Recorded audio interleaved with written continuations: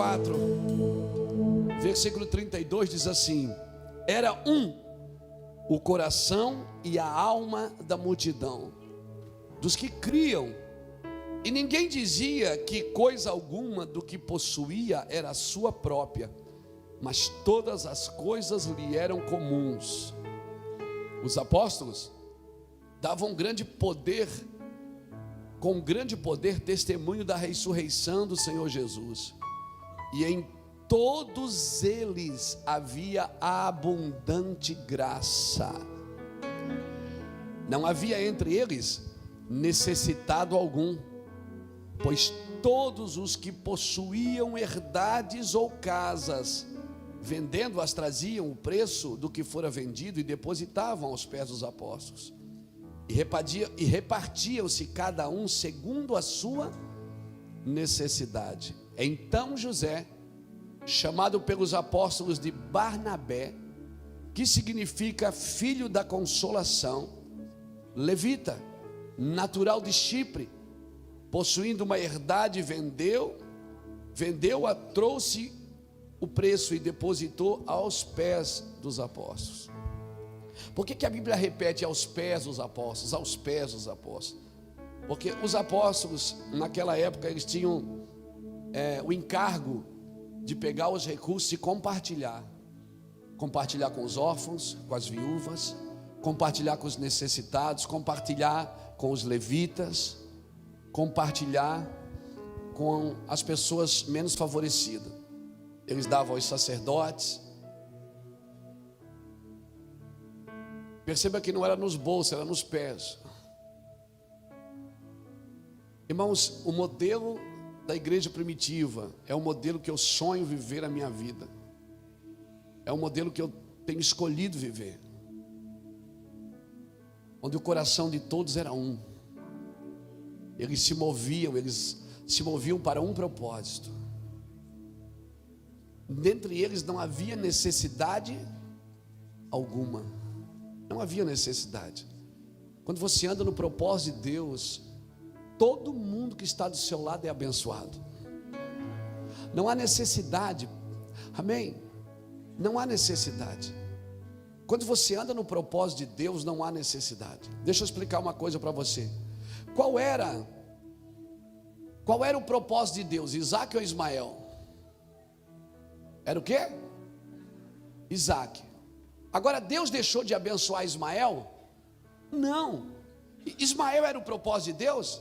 Não, mas Deus também abençoou o que não era do propósito dele, porque Deus é abençoador. Nós temos que separar as coisas permitidas e as coisas planejadas por Deus. Tem coisas que Deus não planejou, Ele permitiu. Tem coisas que Deus não queria que acontecesse. Mas pastor, se Ele sabe tudo, por que Ele não impediu que acontecesse?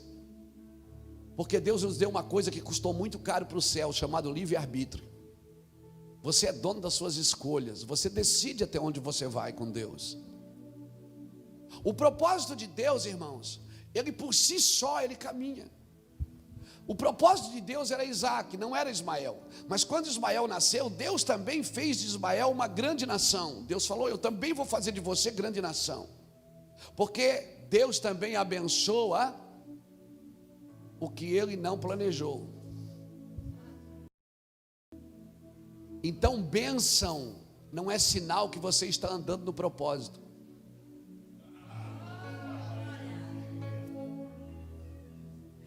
Mas Deus está me abençoando. Mas Deus abençoa todo mundo.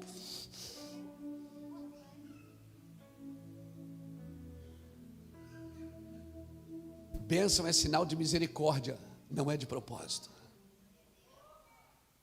Espera aí, pastor, então eu não vou para a igreja para ser abençoado? Não, é para descobrir o seu propósito. E depois que eu descubro, Deus não precisa mais te abençoar. Não, é você que abençoa os outros.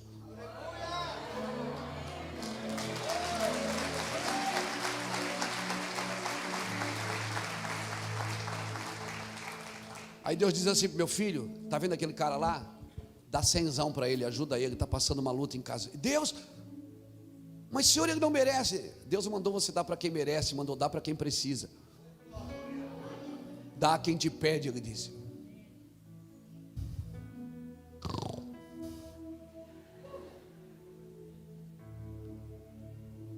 Então, mas Deus está me abençoando, eu ganhei isso, ganhei aquilo. Não é sinal de que você está no propósito, é sinal que você está na misericórdia de Deus. Quando você está no propósito, Deus usa você para abençoar o corpo. Quando a igreja anda no propósito, não havia necessidade alguma. Porque se há necessidade, significa que a igreja não está no propósito. Numa igreja ninguém pode passar fome. Numa igreja ninguém pode ter necessidades. Perto de você todo mundo tem que viver bem. Se você é patrão, seus empregados têm que ser prósperos. Se você é empregado, seu patrão tem que ser muito abençoado. Perto de você não pode ter necessidades. Por quê? Porque se você anda no propósito, você vai virar um provedor. A Bíblia diz que Deus dá pão para o que come, mas dá semente para o que? Você quer o pão ou quer a semente? Porque o pão só come você. A semente come tudo que tiver ao seu redor. Aleluia. Como é bom viver nesse lugar, Jesus, de poder servir. Por isso que coisa melhor é dar do que receber. Eu pratico 5 ofertas na minha vida. Eu vou falar para você. Se você achar que é bom, você pode participar. Se você achar que não, só joga fora. Isso é uma coisa que Deus me ensinou, e eu pratico e ensino meus pastores. Eu dou o dízimo. Mas eu já paguei o dízimo. O dízimo você não paga. O dízimo é só uma porta aberta que Deus deixa sempre. Você sabia que Adão dizimava? Deus disse: coma de todas as árvores, menos daquela. A teologia chama isso da doutrina da primeira menção. Toda vez que a Bíblia fala uma coisa pela primeira vez, estabelece um princípio. Adão não podia tocar naquilo. Quando Deus estabeleceu o dízimo, Ele não disse que você tem que dar 10%, Ele disse que você tem que dar a partir de 10%. O dízimo é só uma ideia para você começar, não é para você terminar. Aleluia. E o Senhor está dizendo assim, ó, se a nossa justiça não sobressaía dos fariseus, então se o fariseu dá 10, eu dou 11 só para não ficar igual. Eu oferto na igreja também, a minha segunda oferta. Oferto nas obras de Deus. Eu primicio, eu sempre abençoo um sacerdote, alguém que está fazendo a obra de Deus. Eu dou esmolas. Você vai no meu carro agora, você assusta. Tem um monte de nota de R$2, de R$5 do lado do console do meu carro. Todo mundo que bate na minha janela estende a mão, eu pego na mão e diz. Hoje eu ainda peguei um, cantei uma musiquinha para ele. Eu segurei na mão dele com uma nota que peguei. Quando eu já vejo o vídeo, eu já abro o console, já pego uma nota. E quando ele abriu o vídeo, ele disse: ô pastor, ele já me conhece lá em Itajaí, todo mundo conhece. Ele disse: ô pastor, foi mal? Eu digo: não.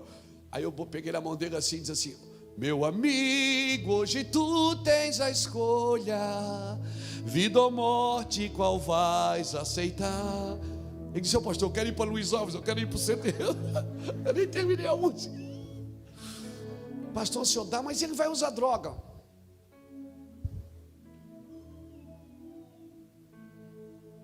Eu estou dando sementes a quem me pede. E eu faço ofertas missionárias. Eu sempre invisto dinheiro em nações. Porque quando você dá a nações, você está dando na sua própria herança. Pede-me e eu te darei as nações por herança. Eu faço isso diariamente. Todo santo dia eu estou dizendo isso para você. Eu faço isso. Eu acho que eu já estou pregando, mas nós vamos entrar na palavra depois. Mas deixa eu fazer a oferta com você. Eu queria só te ensinar esse princípio.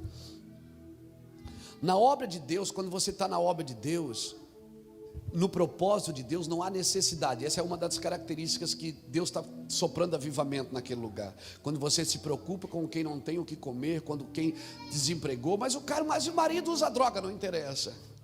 Mas não interessa, cara.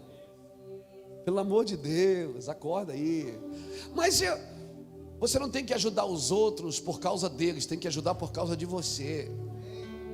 Deus não trabalha por necessidade, Ele trabalha por propósito. Havia uma necessidade no mundo de enviar Jesus, mas Ele enviou porque amou o mundo de tal maneira.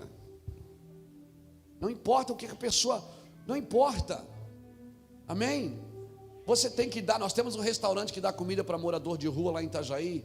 Todo dia almoça 50 a 70 moradores de rua. Um dia eu estava sentado lá eu sempre vou lá, dou uma palavra de vez em quando, como com eles. Aí um dia ele disse assim para mim: ô pastor, posso fazer uma pergunta para o senhor? Eu digo: pode. Por que você dá comida para nós? Eu digo: vocês precisam comer, ué. Tá, e se eu não quiser ir para a tua igreja? Eu digo: não, mas eu não dou comida para você ir para a igreja. Eu dou porque você tem que comer. Ele disse: pensa que eu não sei. Vocês querem levar a gente para a igreja? Eu digo: não. Eu quero que você vá para o céu, para a eternidade. Ele diz: pastor, e se eu não quiser mudar? Posso vir aqui todo dia comer? Se eu disser para o senhor assim: eu não quero ser transformado, eu quero ficar na rua, quero cheirar cocaína, mas eu posso vir aqui comer do mesmo jeito? Eu digo: pode. Ele diz: então o senhor está perdendo tempo. Eu digo: não, filho. Se o que eu estou fazendo não está transformando você, pelo menos está transformando a mim. Está me ensinando a ser melhor para Deus. Está me ensinando a ser mais renunciador. Estou abrindo mão das coisas. Ele diz: tá, mas como é que o senhor está dizendo aí que ama a gente? O senhor nem me conhece direito, como é que o senhor diz que ama? Eu digo: eu não te amo pelo que você é, te amo pelo que eu sou. Eu não tenho que amar as pessoas porque elas merecem. Tem gente que merece seu amor, tem gente que precisa dele. Tem gente que precisa do seu amor. Não merece, mas precisa do que você carrega. Olha para Barnabé, o filho da consolação. Essa palavra consolação, ela vem de contentamento. É o filho do contentamento. Escuta, a gente diz: mas Barnabé vendeu uma herança. Mas tem que saber por que ele fez isso. Ele era o quê? Levita. Qual era a ordem de Deus para o levita? Que quando chegasse na terra não podia ter herança. O Senhor disse: eu sou sua porção. Sabe o que eu vejo aqui hoje? Pessoas que vão ter que largar algumas coisas que conquistaram fora do propósito de Deus para voltar para o propósito.